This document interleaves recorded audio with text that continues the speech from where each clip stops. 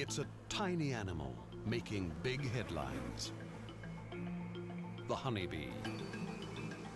It's a cornerstone of the environment, essential to our food supply. But around the world, the honeybee is disappearing. In a matter of days, the adult population totally evacuates the hive, and we presume goes off and dies somewhere. This is an incredible calamity and represents an incredible loss. We're talking maybe a third of the bees in the United States have disappeared. That's 800,000 hives of bees. Scientists now race to solve an urgent mystery. Following a trail of clues from the United States to southern France, from the hills of Spain to England, all the way to Australia and China. Unless science can slow the spread of this bizarre epidemic, the honeybee could disappear forever.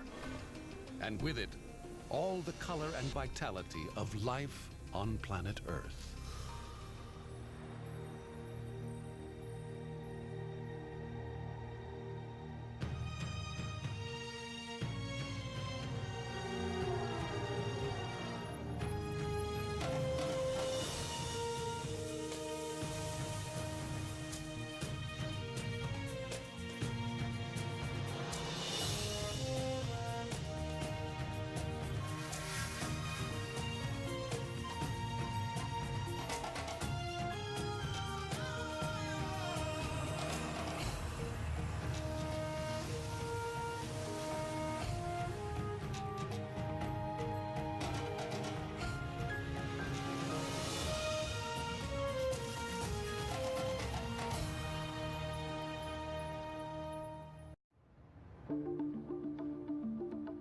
A bustling city at dawn. Industrious workers set out from their homes, coming and going in a perfect and productive ballet. But by evening, the workers vanish. No trace of foul play, no bodies left behind.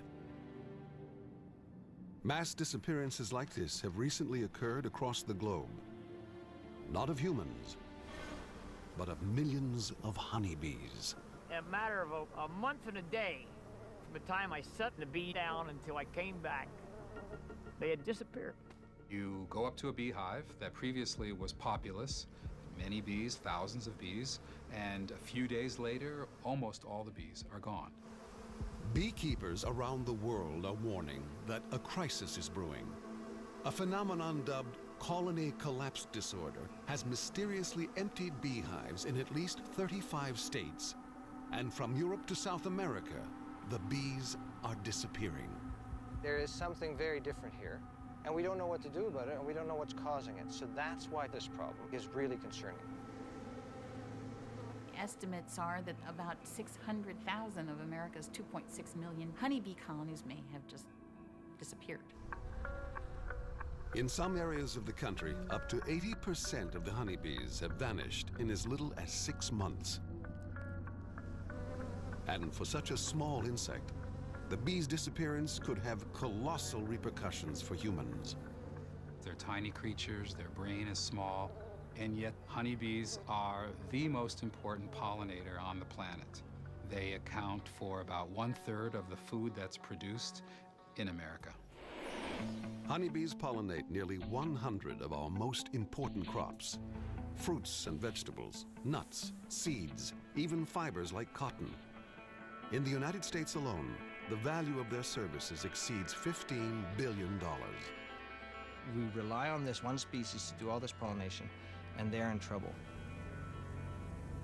Unless we only want to eat corn, wheat, and rice, we need bees. Without bees, life as we know it, I don't think will exist.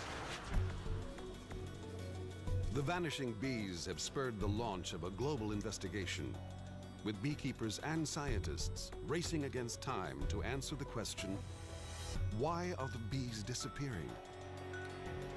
Possible suspects include toxic pesticides, parasites, malnutrition, or even an AIDS-like virus sweeping through the insect world. Pressure mounts to find a solution before the planet's premier pollinator is gone for good. We're looking for clues. We're looking for footprints of infection. The terminology that we've used in the past has been it's when CSI meets agriculture. Colony collapse disorder has surprised the public with the realization that the future of our food supply rests on the tiny honeybee.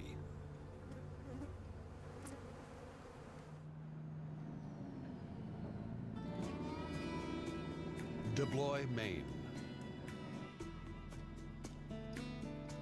A caravan of semis rolls in at Jasper Wyman Farm, the largest grower of wild blueberries in the country.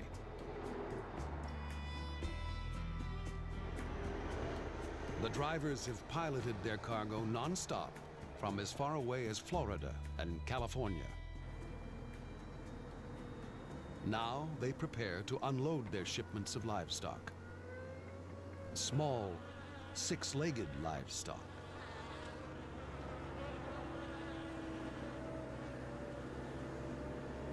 It's pollination season. And across the Northeast, the bees are on the move. Which side? Your side or my side or what? This side, right? Every year in May, Pennsylvania beekeeper David Hackenberg brings his bees to Maine for a few weeks' work in the blueberry barrens. 2,600 hives, each brimming with 30,000 bees. He distributes them throughout the farm's 7,000 acres, where the wild blueberry flowers are just beginning to unfold.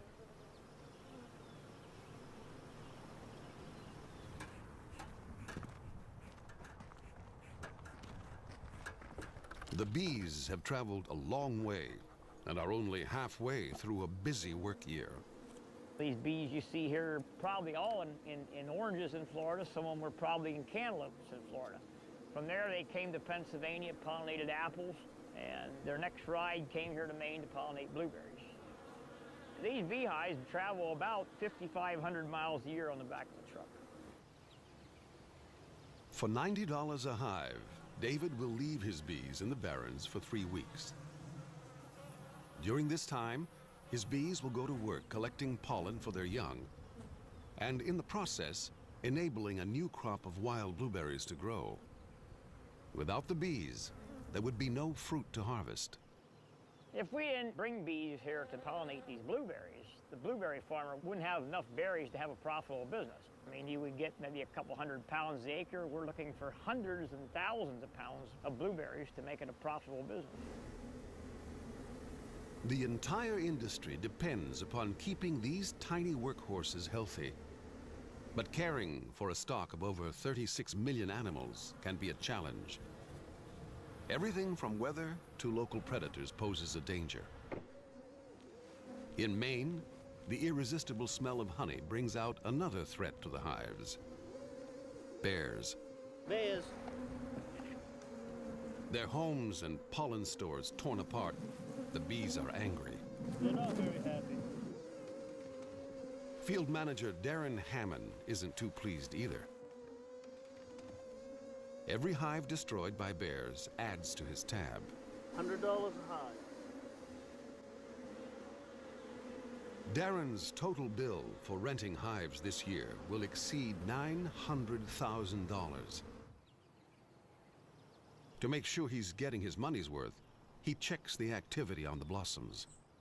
If you take 1 square meter and you wait 1 minute and count the number of bees in 1 square meter per minute, if you have 2.5 bees in that square meter, that's adequate pollination. The bees are doing a job they've done for 100 million years, since they evolved along with flowering plants and formed a perfect partnership. Bees forage for high-protein pollen in the flowers, and the plants reward them with a sugary liquid called nectar. Some bees developed specialized anatomies to efficiently harvest nectar. Chief among them was Apis mellifera, the honeybee. An architectural marvel, The honeybee's design is an elegant fusion of form and function. A proboscis for ferreting out nectar stored deep in a flower's folds, and powerful mandibles for eating, feeding young, and manipulating wax. 2 compound eyes are comprised of 6,900 lenses and covered with sensory hairs for detecting wind speed. 3 additional eyes, called ocelli, receive light signals for orientation. 4 wings clasped together with tiny hooks and beat up to 230 times a second. For defense, a double-edged serrated sting, which she can use only once, at the cost of her own life. Hind legs are broadened into special baskets for carrying heavy cargo of pollen to the hive. Feathery hairs coat the body and build up a static charge as the bee flies. When the bee lands on a flower, pollen literally jumps onto her body. They're just this magnificent little engineered thing, just perfect for all the things they can do. And as they go through life and change their tasks, these different anatomies come into play. When a bee transfers pollen from one flower to another, the plant's fertilized ovaries swell into ripened fruit. It is nature's oldest and most fruitful alliance. But today, we rely on bees to perform a natural task on a very unnatural scale.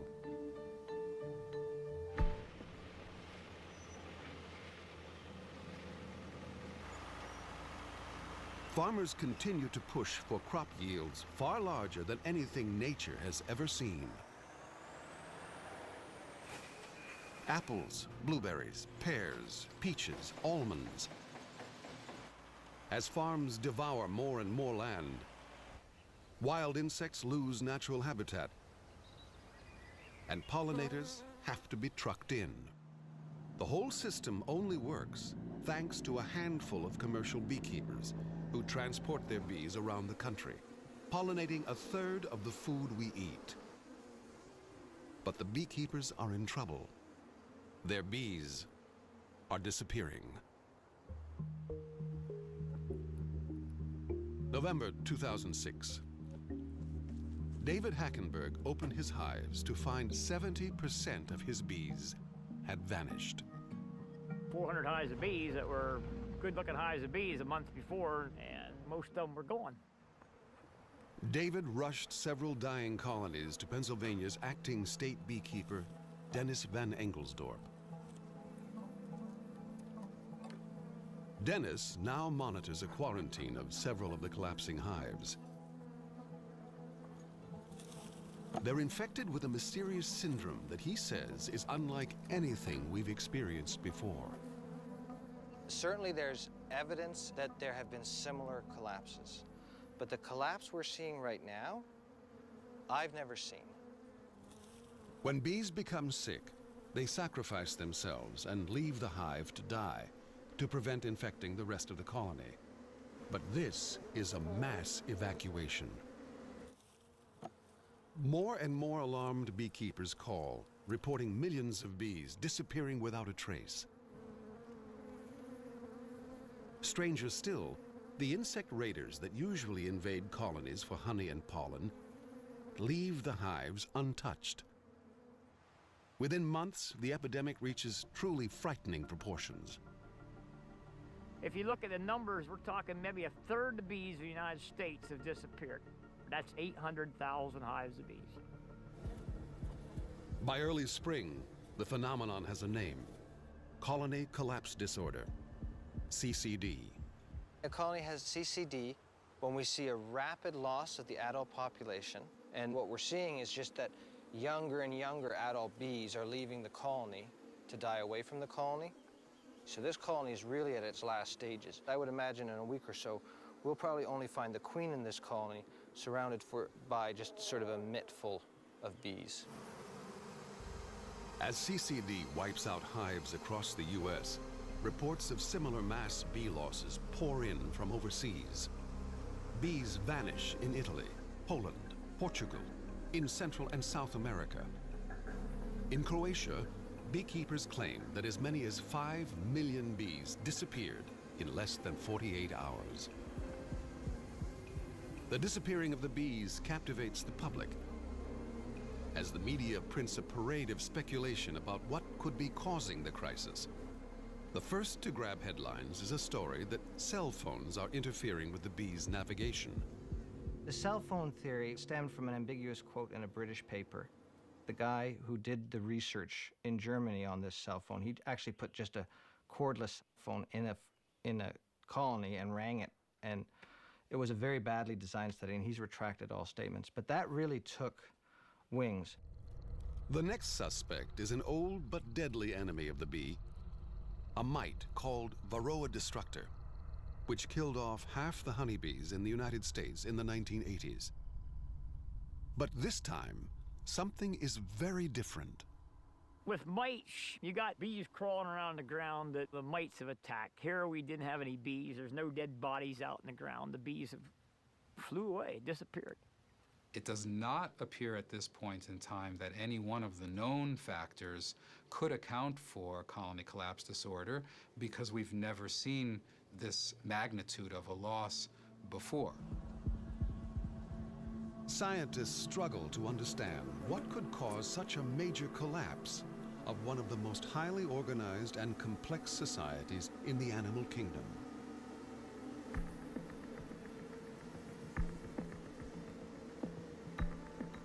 A healthy hive of honeybees functions like a perfect and fluid organism. At the center of all activity is the queen. An egg-laying machine, the queen is actually a slave to her duties, laying up to 2,500 eggs a day, as many as 2 million in her lifetime. The worker bees are all female and make up the bulk of the colony. In a typical hive of 30,000 bees, only about 100 are males, called drones. With oversized eyes and bulky bodies, drones are not equipped to gather pollen or nectar and must rely on the workers to feed them. The invaluable work bees do takes its toll. In the summer, workers only live around 30 days, literally worked to death. But the hive is constantly replenished with new generations of bees, ready to go to work from the moment they hatch.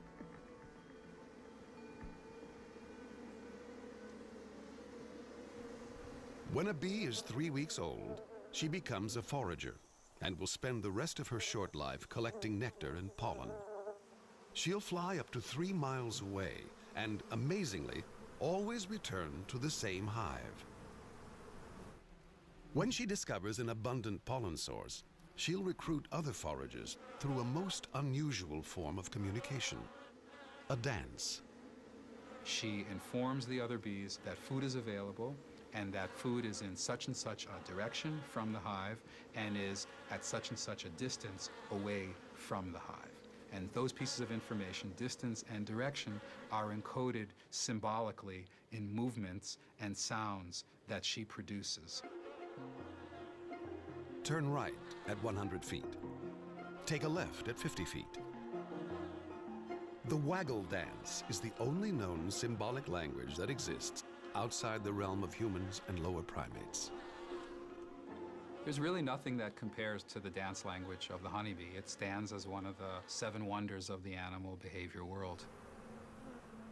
With the onset of CCD, there are fewer dances happening in the hives. Foragers are setting out to search for pollen and simply not coming back. The case of the vanishing bees is at the forefront of a much larger crisis. Not just bees, but all pollinating animals have been disappearing for decades. Pollinators across the board have suffered from industrialization, urbanization, disruption of habitats, introduction of invasive species. They're experiencing death by 1,000 cuts. Bees and butterflies don't usually make the headlines, but scientists warn that the steady decline in bees and other pollinators could trigger a crisis bigger and more immediate than global warming. 3/4 of all plants on the planet depend on animals for pollination. They can't reproduce sexually without this animal partnership.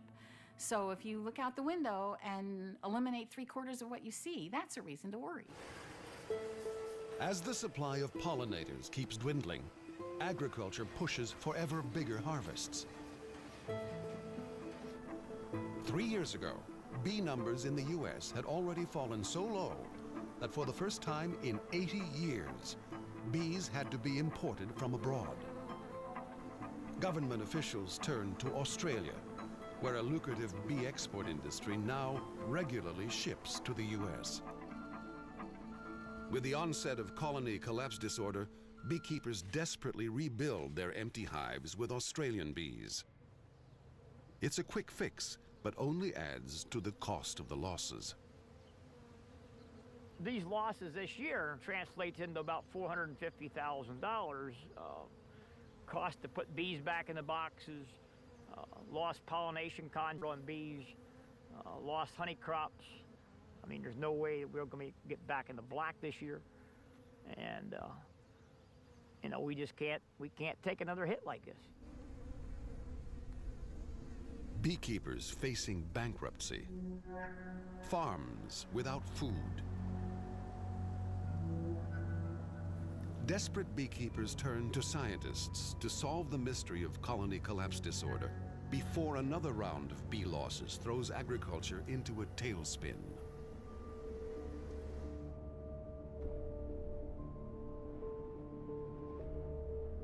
We haven't detected it in Colombia. Diana Cox Foster of Penn State University has spent years studying bee diseases. In November 2006, she receives a frantic phone call from beekeeper David Hackenberg. Dave Hackenberg called me and said all my bees are dying, and there were no bees inside the colonies or out on the ground. And he had a few colonies that were still in a state of decline, so we went up and picked them up from him to begin looking at this. Dr. Cox Foster quickly assembles a working group of scientists and bee researchers to investigate the growing epidemic. She enlists the help of top researchers in every field: toxicology, biology, and even human disease. Columbia University's Infectious Disease Lab is the top human pathogen research center in the country. The lab conducts groundbreaking research on human diseases like West Nile virus, SARS, and encephalitis. Dr. Cox Foster convinces the team to apply their expertise to insects for the first time. Diana is very persuasive. What she told me was that there are over 90 crops that depend on bees for pollination. So whereas I typically think of bees only as producers of honey, they're important for nuts and fruits, I was actually quite naive. And I also became intrigued by the notion that something had appeared as an emerging disease. The team begins by testing samples of bees from CCD hives. They analyze the DNA and comb through the results, separating the bee DNA from any pathogens or infectious organisms that might be living inside the bee. And the first question we ask is this something which is a piece of bee DNA, or is it something that's non-bee DNA? If it's non-bee DNA, then it's a candidate for being an important finding. We're searching for any kind of pathogen that could possibly be causing colony collapse disorder. And if the virus is present, then we'll try to sequence that virus in full to see if it's a new species of an existing virus or whether it's an already known virus. The first samples reveal a startling discovery. Bees aren't suffering from one disease, but a staggering number of afflictions. They quickly realize that pinpointing a single culprit won't be easy. We found a whole potpourri of viruses and bacteria and fungi. Some of them have been in the United States for a long time, but that's not what we're trying to find. We're trying to find something which has been relatively recent in its introduction here and is going to be present only in those colonies that have been rigorously defined as CCD colonies. With such a long list of problems facing the honeybee, sorting through the possible suspects will require a number of creative tactics.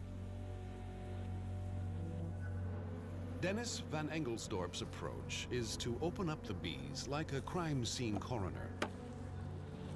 He starts by taking samples from his CCD hives.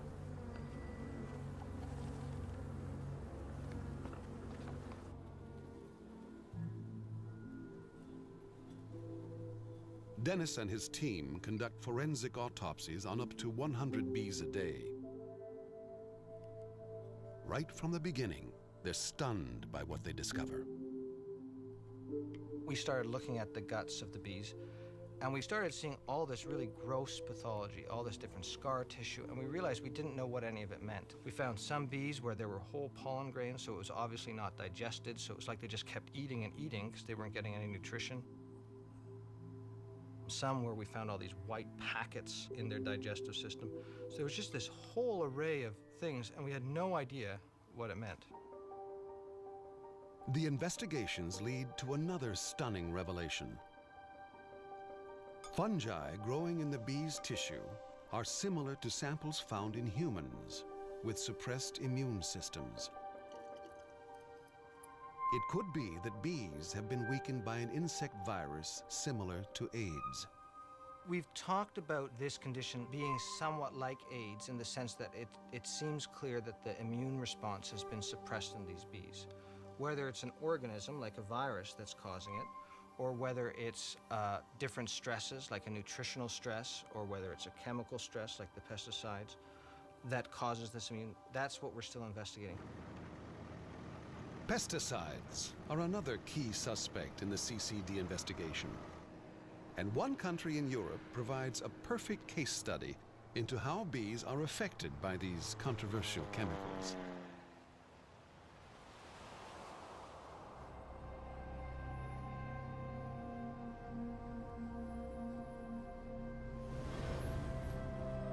Pesticides have erupted as a national issue in France, where bees and beekeeping have a long and treasured history.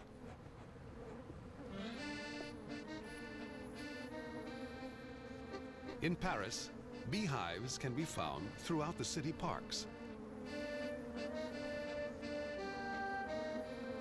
And beekeeper Jean Pocton keeps his hives at the most prestigious address in town, the rooftop of the Paris Opera.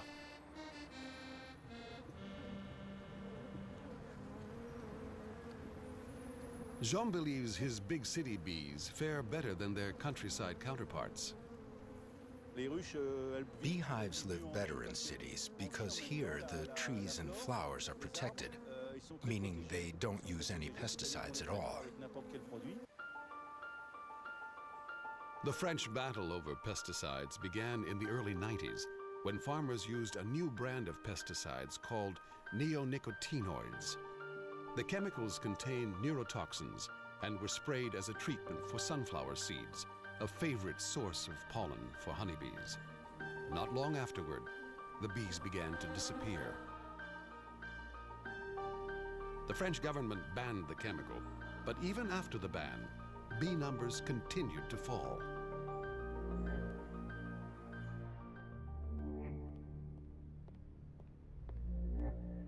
Toxicologist Axel de Courty is investigating whether pesticides are to blame for the mystery of France's bee losses. Here is a cage that was exposed to a strong dose of the product.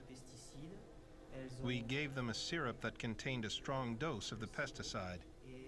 They ate all the syrup, and here, 3 hours after, we already have some clear symptoms of poisoning.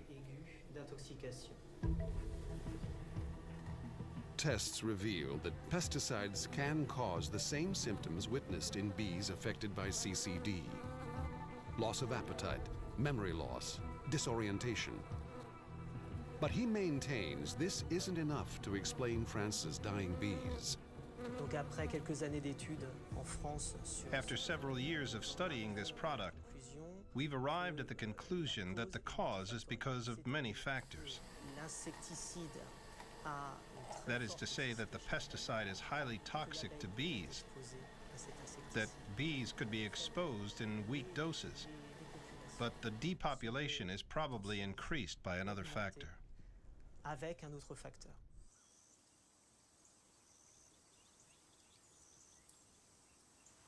Back at Penn State University, the CCD working group is investigating whether pesticides are finding their way inside the hives. Marianne Frazier is conducting a study on how bees are affected by chemicals in the environment. She's researching whether the new, more toxic pesticides can explain why the bees fail to return to their hives. We know from some work that's been done in France that these things can impair behavior of bees, particularly their ability to learn. If these pesticides impact their ability to learn, it's totally possible that these bees can't find their way back home. After setting colonies of bees in fields where chemicals have been sprayed, Marianne collects pollen samples from the hive. The tests reveal disturbing results. The pollen is loaded with over 40 different chemicals. What we are afraid of is that these pesticides are breaking down the bee's immune system so that if a pathogen were present, is it causing the bees to truly succumb to that pathogen because the immune system has been impacted in a negative way? Studies have proven that many pesticides are highly toxic to bees.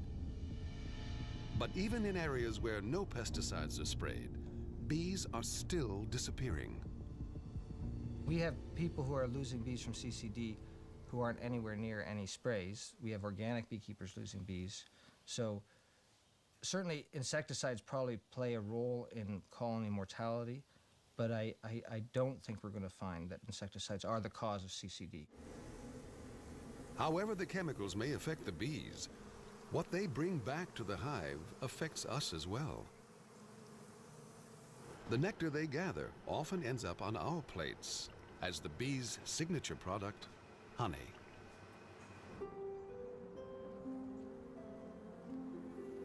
In France, honey is an esteemed tradition. And in the south, the lavender flowers of Provence provide bees with material to make one of the world's most prized honeys, Miel de Lavande.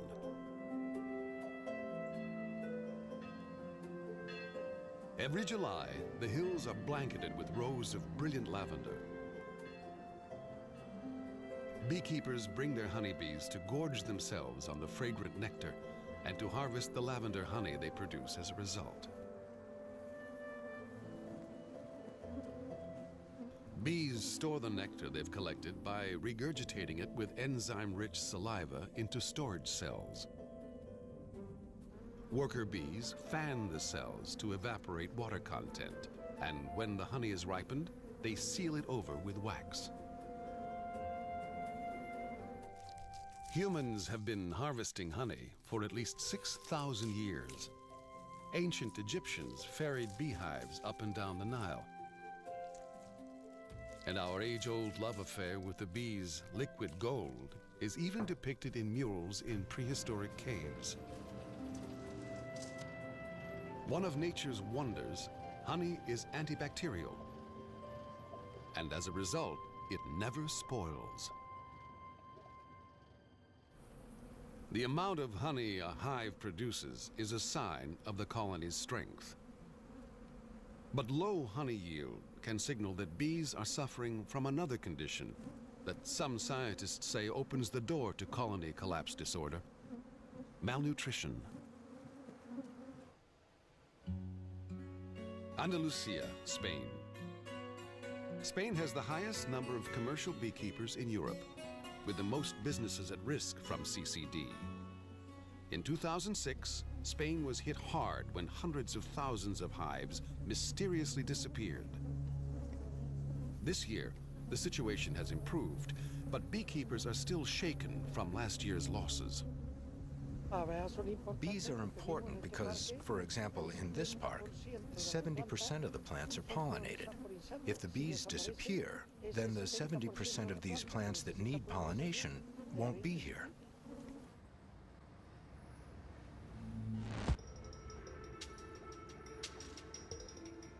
At the University of Cordoba, malnutrition is one of the main suspects under investigation. Scientists here are studying whether poor nutrition in bees can lead to CCD. They believe bees forced to pollinate on large, monoculture farms could be weakened by a single crop diet. It would be as if we had a pet, a dog for example, and we fed him exclusively bread. That dog would develop a deficiency disease. This is the same thing the bees are experiencing. The group also targets another theory, that a single-celled parasite called Nosema cerani is the infectious agent behind CCD. The lab discovers an epidemic of Nosema. Every hive they sample tests positive for the parasite. They believe this is exactly why Nosema is not the cause of CCD. If Nosema is present in all hives, in all of Spain's hives, why are we not having any problems this year? I wish it were that easy. I wish the colony collapse were due to a parasite, because removing that parasite would solve the problem. But it's not always that simple when dealing with nature. The Spanish team doesn't believe the CCD investigation will isolate a single cause of the outbreak.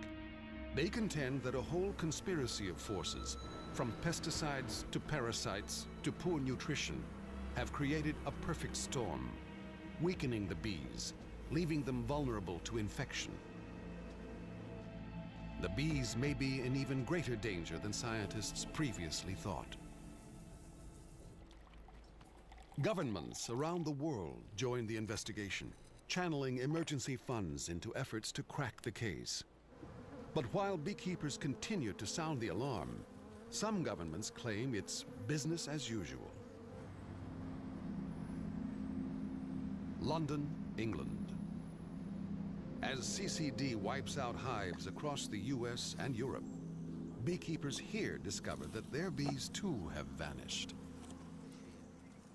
Normally you'd give the hive a little tap and you get a bit of a sound that you know that the bees are all right because it's winter so they don't come out. And nothing happened. So then that's when I opened the hives and discovered no bees. Others in England have been warning that bees have been in trouble for some time. I don't think there is any doubt that major losses of bees have occurred over recent years in a number of different countries around the world. Whether they all actually have the same underlying cause is something that only research can say. And in this country, all we can say is that a number of beekeepers have lost a lot of their colonies in the last year. Despite the disappearance of the London bees, the UK government remains adamant that CCD has not reached Britain's shores. We do not think that CCD is an issue in the UK yet. The winter bee losses do seem to be rising very slowly on average, which is something that needs to be monitored carefully. I do not consider that we have seen any unusual bee losses in the last 2 years. Beekeepers in London claim the government isn't doing enough to address the problem of the vanishing bees. Bees, you know, they're only a little insect. They're not worried about them. They'll only worry when it's too late. For many people around the world, the potential impact of colony collapse disorder is difficult to fathom.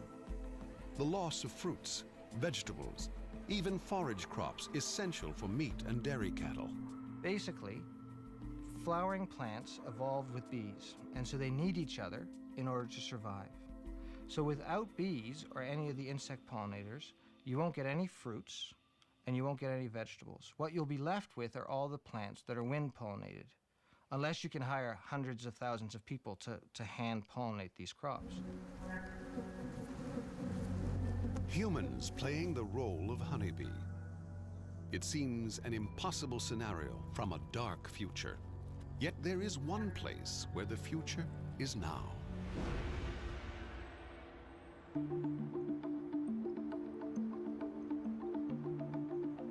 Beijing, China. In China, bees are big business.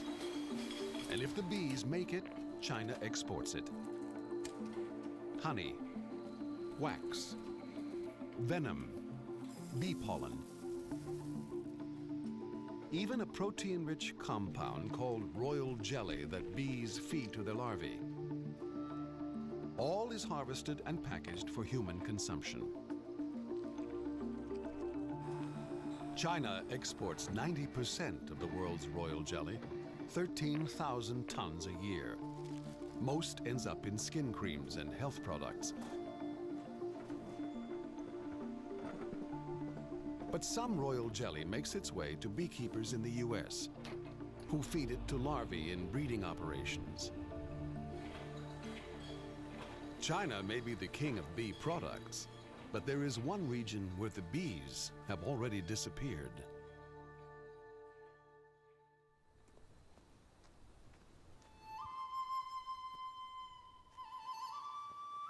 Southern Sichuan province.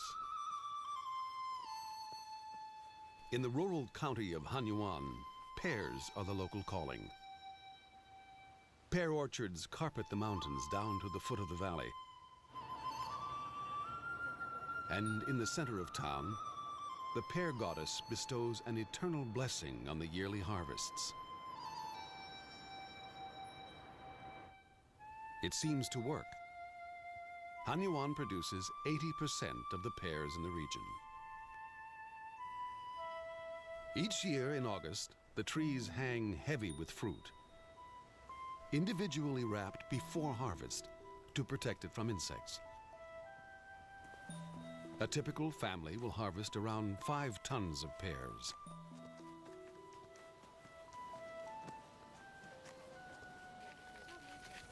But it isn't bees farmers have to thank for the abundant crop.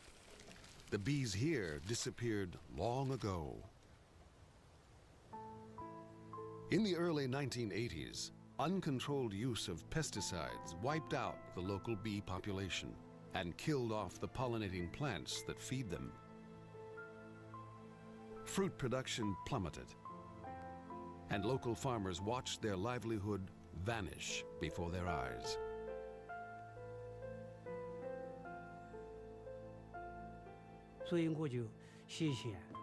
I wrote a letter to Beijing, and they wrote back and said, "You have to hand pollinate, because the insects used to do it, but they've been killed off by pesticides. So now, you have to do it."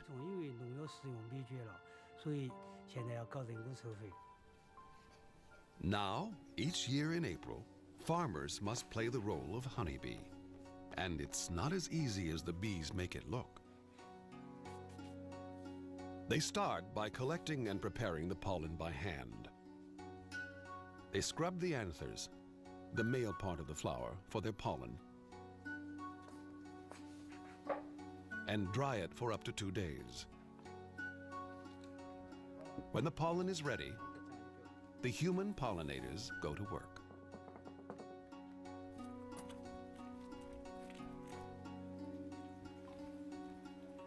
Dr. Tang Ya from Sichuan University has been studying the pollination process used by farmers in Hanyuan. Today, he has come to see the fruits of their labor.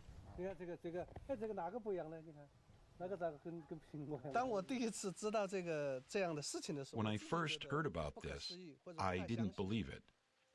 This is work normally done by nature, by bees.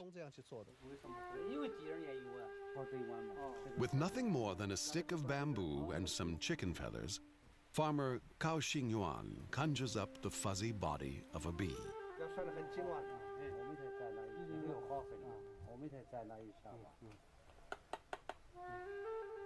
With a dip of pollen, a light touch is just enough to pollinate the blossoms.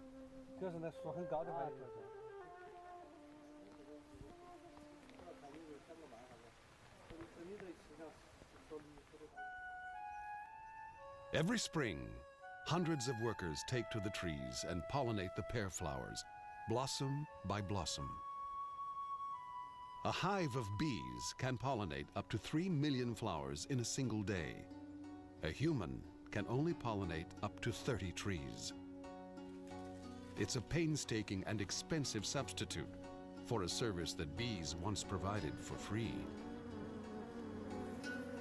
I wish it would go back to the natural state. I wish the bees would come back, because this is a really difficult situation for us. To replace honeybees with human pollinators in the United States would cost more than $90 billion a year. And even here, in Hanyuan, hand pollination may not be sustainable for long. For the farmers doing hand pollination, it's still feasible. But now, China is changing very fast. Most of the young people are heading to the city. I think in not such a long time, 10 to 20 years, hand pollination will be very difficult. Hanyuan's story provides a glimpse into a frightening future without bees, and a reminder of how irreplaceable the honeybee really is. There's no artificial substitute for pollination, nor is there any concerted effort to even develop one. People have tried here and there to find substitutes for animal pollinators, wind machines and certain sorts of vibrating devices for greenhouse use, but nothing works like a bee. The stakes couldn't be higher for scientists looking for the cause of CCD. And back in New York, less than 8 months into the investigation, the CCD working group has had a breakthrough. DNA tests have isolated a single suspect, a virus found in nearly all of the CCD hives. It's a virus that until now was found only in Israel, called IAPV, Israeli Acute Paralysis Virus. The group believes they've found the culprit. The team now turns to the more difficult question: how did the virus get to the United States? All test results seem to point to one likely source: Australia. Researchers and bee enthusiasts from around the world gather at the annual Apimondia Bee Conference.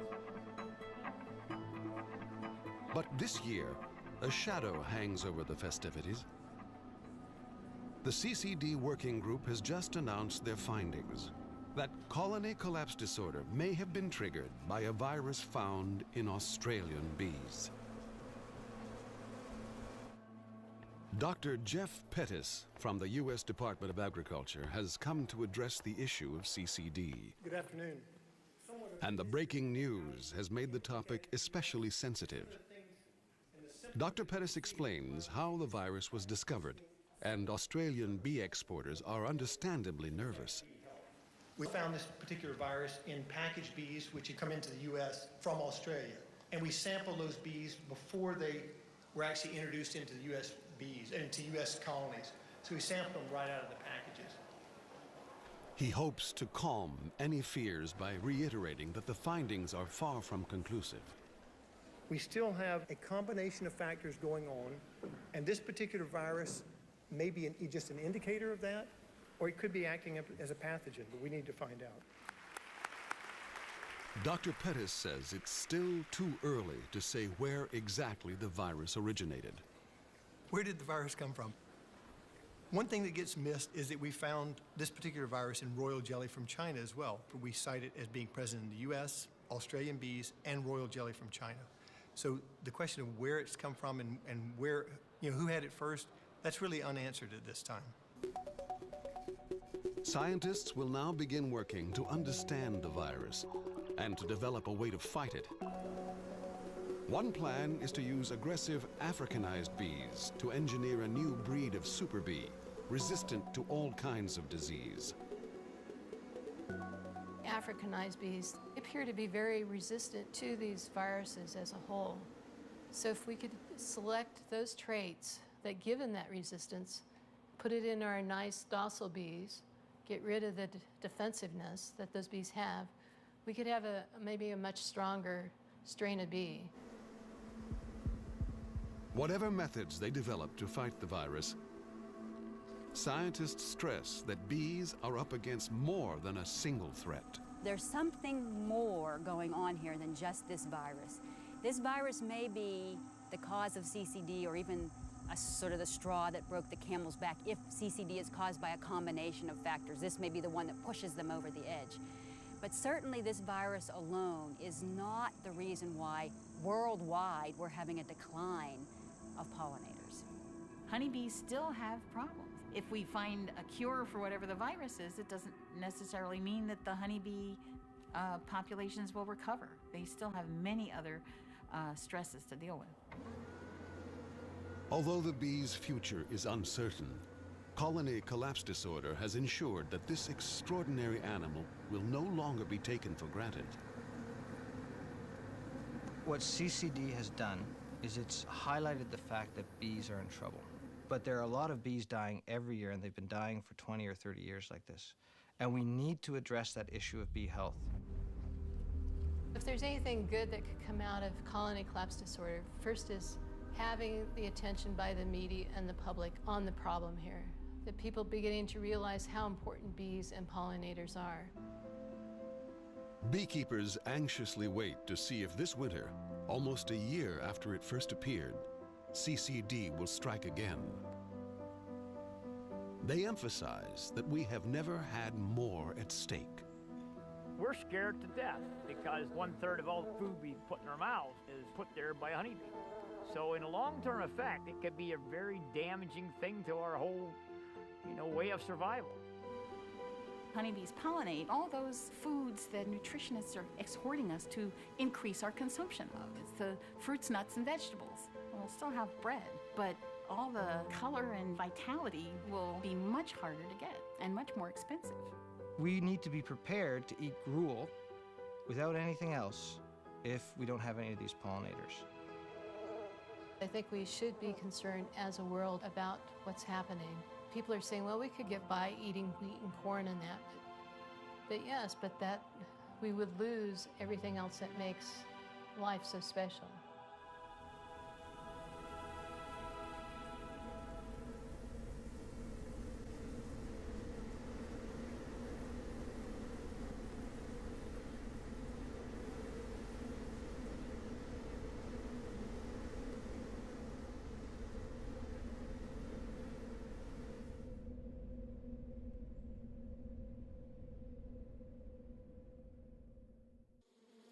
This nature program is available on DVD for $19.99 plus shipping. To order, call 1-800-336-1917.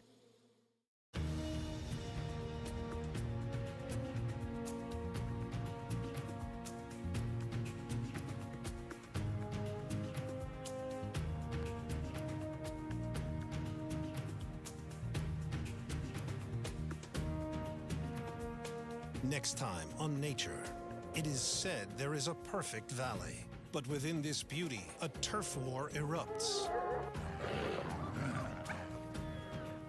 Discover who will survive in the Valley of the Wolves.